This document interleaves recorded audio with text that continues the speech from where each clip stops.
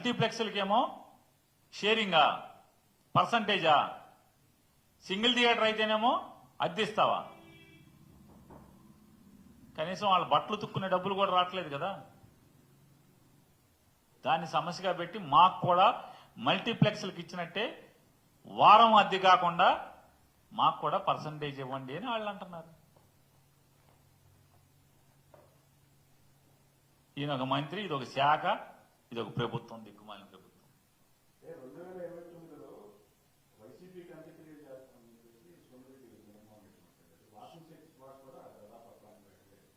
సోమిరెడ్డి చంద్రమోహన్ రెడ్డి గారు ఏమన్నారు? అంత్యక్రియలు 29 అంత్యక్రియలు చేస్తాడు.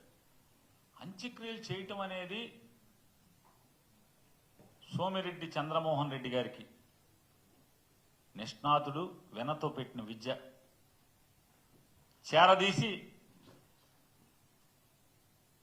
రాజకీయ జీవనాన్ని కల్పించినటువంటి లేదా రాజకీయ జీవితాన్ని కల్పించినటువంటి ఎన్టీ రామారావు కూడా వీళ్ళు అంత్యక్రియలు జరిపించినటువంటి పెద్దలు వీళ్ళందరూ.